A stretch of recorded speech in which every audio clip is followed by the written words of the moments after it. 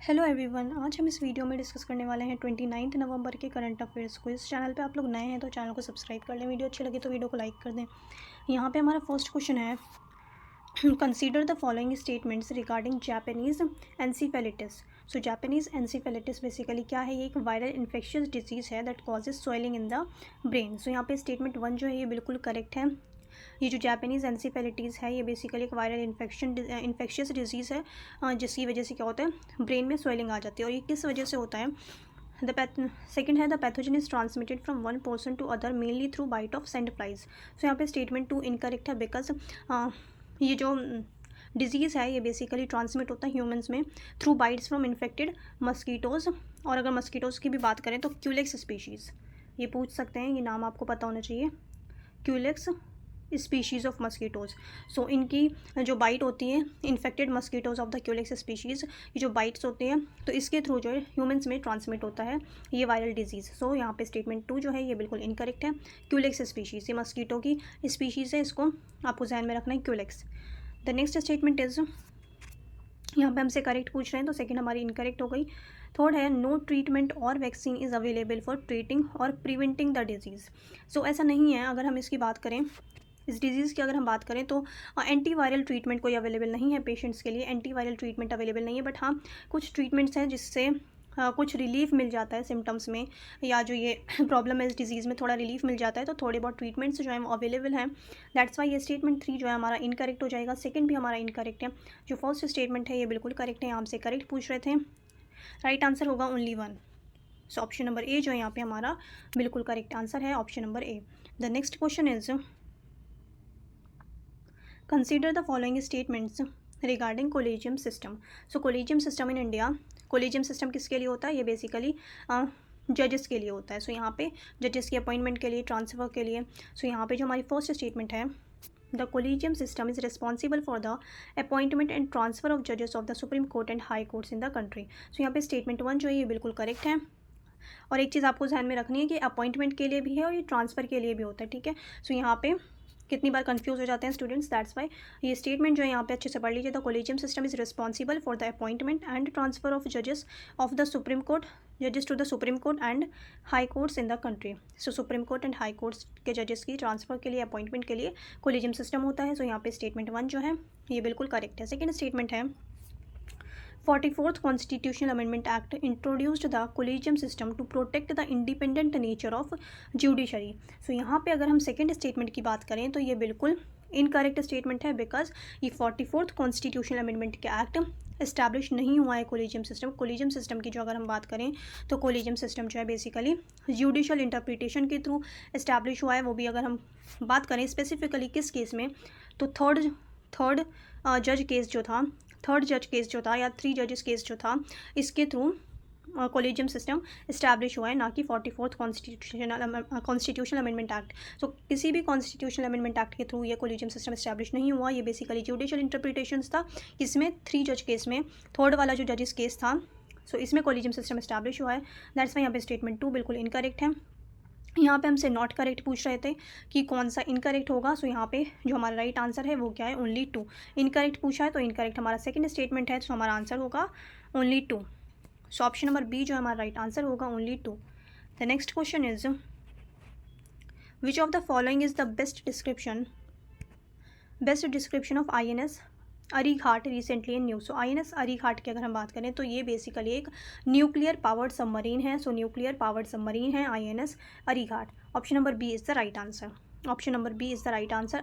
INS Arighaat is a nuclear powered submarine. The next question is, which of the following is correct about Bettiah Raj in India. So Bettiah Raj in India की बात करें तो basically ये क्या था, Bettiah Raj in India?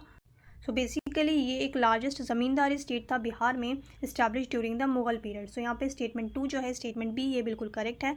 It was one of the largest zamindari states in Bihar, established during the Mughal period. So ये statement बिल्कुल correct है, option number B is the right answer. The next question is, consider the following statements regarding international film festival of India. So international film festival of India की अगर हम बात करें, so international film festival of India found कब हुई थी? Founded in 1952। So international film festival of India was founded in 1952। सो इसका year आपको याद होना चाहिए, 1952 में फाउंड हुई थी international film festival of India. ये एनुअल फिल्म फेस्टिवल है, एनुअल फिल्म फेस्टिवल है ये, और ये हर साल एनुअली जो है ये गोवा में, ये जो फिल्म फेस्टिवल होता है ये हर साल गोवा में होता है। ये एनुअली फिल्म फेस्टिवल है, गोवा में होता है हर साल, इस्टेब्लिश हुई थी 1952 में। सो यहाँ पे स्टेटमेंट्स देखते हैं। It is the oldest and most prestigious film festival in India. तो ये बिल्कुल करेक्ट स्टेटमेंट है, ये मोस्ट प्रेस्टिजियस फिल्म फेस्टिवल है इंडिया का। It is held annually in Goa. So यहाँ पे सेकंड स्टेटमेंट भी बिल्कुल करेक्ट है। एक तो ये चीज़ आपको ध्यान में रखना है कि एनुअली होता है एंड गोवा में होता है। सो ये दोनों ही बिल्कुल मतलब ये दोनों ही वर्ड्स आपको याद रखना है कि एनुअली होता है, बाय एनुअली नहीं होता। सो कितनी बार ऑप्शंस में बाय एनुअली भी दे देते हैं, दैट्स वाई आपको ये ध्यान में रखना है एनुअली है, गोवा में होता है, इस्टेब्लिश हुआ था 1952 में, 1952 में इस्टेब्लिश हुआ था। सो यहाँ पे सेकंड स्टेटमेंट भी हमारी बिल्कुल करेक्ट है, फर्स्ट भी करेक्ट है। थर्ड है the golden peacock is awarded to the best feature film. So यहाँ पे थर्ड स्टेटमेंट में बिल्कुल करेक्ट है कि जिन्हें बेसिकली बेस्ट फीचर फिल्म का अवार्ड मिलता है वो अवार्ड क्या होता है, गोल्डन पीकॉक। सो यहाँ पे स्टेटमेंट 3 जो है ये भी बिल्कुल करेक्ट है, यहाँ से करेक्ट पूछ रहे थे, राइट आंसर होगा हमारा all of the above. So option number C is the right answer, all three. Option number C. The next question is, consider the following with reference to the National Population Register. So NPR की अगर हम बात करें National Population Register की, so यहाँ पे statement 1 है, यहाँ हमसे करेक्ट पूछ रहे हैं एनपीआर से रिलेटेड, हमसे यहाँ पे करेक्ट स्टेटमेंट पूछ रहे हैं। तो फर्स्ट है the purpose of the NPR is to compile a comprehensive database of the population. So यहाँ पे स्टेटमेंट 1 जो है बिल्कुल करेक्ट है, जो प्राइमरी पर्पस है एनपीआर का वो क्या है, कंपाइल करना comprehensive database of the population. So statement 1 is the right statement. Second statement है ministry of home affairs is responsible for the implementation of the NPR.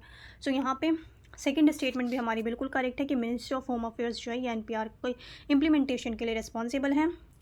Third statement है, यहाँ हमसे करेक्ट पूछ रहे हैं तो फर्स्ट भी करेक्ट है, सेकंड भी करेक्ट है। थर्ड स्टेटमेंट देखते हैं, only demographic data is collected in the NPR. So यहाँ पे डेमोग्राफिक डेटा जो है वो कलेक्ट किया जाता है, बट यहाँ पे सिर्फ डेमोग्राफिक डेटा जो है वो कलेक्ट नहीं किया जाता। यहाँ पे लिखा है कि only demographic data is collected in the NPR, but ऐसा नहीं है। यहाँ पे बायोमेट्रिक इन्फॉर्मेशन भी होती है, बायोमेट्रिक इन्फॉर्मेशन जो है वो भी कलेक्ट किया जाता है। सो यहाँ पे दैट्स वाई ये स्टेटमेंट 3 जो होगी हमारी इनकरेक्ट होगी। यहाँ पे लिखा है ओनली डेमोग्राफिक डेटा जो है वो कलेक्ट किया जाता है एनपीआर में। सो ऐसा नहीं है, बायोमेट्रिक इन्फॉर्मेशन भी कलेक्ट की जाती है। सो यहाँ पे फोर्थ स्टेटमेंट है the NPR mandatorily collects data on caste and religion. So NPR की अगर हम बात करें, सो एनपीआर में जो कास्ट एंड रिलीजन से रिलेटेड इन्फॉर्मेशन है वो कलेक्ट नहीं की जाती। NPR does not collect information on caste and religion, that's why statement 4 is incorrect. Statement 3 भी इनकरेक्ट है, स्टेटमेंट 1 एंड 2 हमारी करेक्ट स्टेटमेंट है, यहाँ हमसे करेक्ट पूछ रहे थे, आंसर होगा 1 and 2। So only 2 is the right answer, option number B. Option number B is the right answer. The next question is, which of the following statements are correct in respect of the Chief Justice of India? So Chief Justice of India से related यहाँ पे हमने correct statements बतानी हैं। So first है Chief Justice of India is appointed by the President of India. So यहाँ पे statement 1 जो है ये बिल्कुल करेक्ट है। अच्छा, और ये अगर हम कॉन्स्टिट्यूशन की बात करते हैं तो कॉन्स्टिट्यूशन में ये चीज़ कहाँ मेंशन है कि चीफ जस्टिस ऑफ इंडिया को अपॉइंट करेंगे प्रेसिडेंट। सो ये जो है हमारा आर्टिकल 124, आर्टिकल 124 में जो है ये चीज़ मेंशन है, कॉन्स्टिट्यूशन के आर्टिकल 124 में ये मेंशन है। As per article 124 of the constitution the president of India appoints the chief justice of India. So यहाँ पे स्टेटमेंट 1 जो है हमारी बिल्कुल करेक्ट है। सेकेंड स्टेटमेंट है the appointment of the chief justice of India is based on the convention of seniority among the जजेस of the supreme court. सो यहाँ पे स्टेटमेंट 2 जो है ये भी बिल्कुल करेक्ट है। जो चीफ जस्टिस ऑफ इंडिया का अपॉइंटमेंट होता है वो बेसिकली जो सीनियर मोस्ट जज होते हैं सुप्रीम कोर्ट के वो अपॉइंट किए जाते हैं as a chief justice of India. So यहाँ पे सेकंड स्टेटमेंट भी हमारी बिल्कुल करेक्ट है। थर्ड है the president on grounds of proven misbehaviour और incapacity can remove the chief justice of India from the office. So यहाँ पे स्टेटमेंट 3 जो है ये बिल्कुल करेक्ट है। उसके लिए पूरी इन्वेस्टिगेशन होती है बेसिकली पहले कि चीफ जस्टिस ऑफ इंडिया को रिमूव किया जा सकता है मिसबिहेवियर और इनकैपेसिटी से रिलेटेड, उनके ऊपर जो भी अगर आरोप लगाए कोई भी, सो अगर वो प्रूव हो जाता है सो उसके बाद प्रेसिडेंट जो है चीफ जस्टिस ऑफ इंडिया को रिमूव कर सकते हैं। सो यहाँ पे स्टेटमेंट 3 जो है ये बिल्कुल करेक्ट है, बट ये जितना सिंपल लिखा है उतना नहीं है, इसका लंबा प्रोसेस होता है और कोई भी चीफ जस्टिस ऑफ इंडिया अभी तक रिमूव नहीं किए गए हैं। सो यहाँ पे 1, 2 एंड 3 तीनों ही स्टेटमेंट्स हमारी बिल्कुल करेक्ट हैं। सो ऑप्शन नंबर डी जो यहाँ पे राइट आंसर है, option number D 1, 2 and 3। The next question is which of the following is a key difference between Aadhaar and NRIC। तो आधार की अगर हम बात करें तो Aadhaar basically 12 digit unique identification number होता है जो कि इशू करता है, कौन इशू करता है हमें, UIDAI यानी कि unique identification authority of India. Basically Aadhaar की अगर हम बात करें तो आधार जो है हमारा ये सिर्फ और सिर्फ आइडेंटिटी कार्ड होता है हमारा, सिर्फ हमारी आइडेंटिटी बताता है आधार जो है, आइडेंटिटी कार्ड होता है, आइडेंटिटी जो है वो वेरीफाई करता है आधार। बट अगर हम NRIC की बात करते हैं तो NRIC जो है बेसिकली ये सिटीज़नशिप वेरिफिकेशन सिस्टम है। सो यहाँ पे जो हमारा आंसर होगा वो होगा option number C. NRIC requires proof of citizenship while Aadhaar can held by any resident। So option number C जो है यहाँ पे हमारा राइट आंसर होगा। The next question is which of the following ministry is responsible for implementing the PM Kisan scheme. So PM Kisan scheme की अगर हम बात करें तो बेसिकली ये प्रधानमंत्री किसान सम्मान निधि ये PM किसान स्कीम जो है ये इम्प्लीमेंट करने के लिए कौन सी मिनिस्ट्री रिस्पॉन्सिबल है। So the right answer is ministry of agriculture and farmers welfare, ministry of agriculture and farmer welfare. The next question is consider the following with reference to the council of ministers. So council of ministers से related यहाँ पे statements हैं, हमने यहाँ पे correct statement बतानी है। सो यहाँ पे स्टेटमेंट 1 है the president of India appoints the council of ministers on the advice of the prime minister. So यहाँ पे स्टेटमेंट 1 बिल्कुल करेक्ट है, जो प्रेसिडेंट है हमारे वो अपॉइंट करते हैं काउंसिल ऑफ मिनिस्टर्स को on the advice of the prime minister के एडवाइस पे। और ये चीज़ कहाँ मेंशन की गई है कॉन्स्टिट्यूशन में, कौन से आर्टिकल में, सो आर्टिकल 75 में ये चीज़ मेंशन की गई है। The president of India appoints the council of ministers on the advice of the prime minister, article 75। The next statement is यहाँ पे करेक्ट पूछ रहे हैं तो स्टेटमेंट 1 हमारी करेक्ट है। The council of ministers comprises the cabinet ministers only. So यहाँ पे स्टेटमेंट 2 इनकरेक्ट हो जाएगी बिकॉज काउंसिल ऑफ मिनिस्टर्स में सिर्फ और सिर्फ कैबिनेट मिनिस्टर्स नहीं आते हैं, यहाँ पे जो सारे मिनिस्टर्स होते हैं वो इंक्लूड होते हैं। काउंसिल ऑफ मिनिस्टर्स में सारे ही मिनिस्टर्स आते हैं, जैसे कि कैबिनेट मिनिस्टर्स हो गए, मिनिस्टर ऑफ स्टेट्स हो गए, मिनिस्टर ऑफ स्टेट्स विद और without independent charges, deputy ministers हो गए। तो जितने भी मिनिस्टर्स हैं वो सब कवर होते हैं काउंसिल ऑफ मिनिस्टर्स में।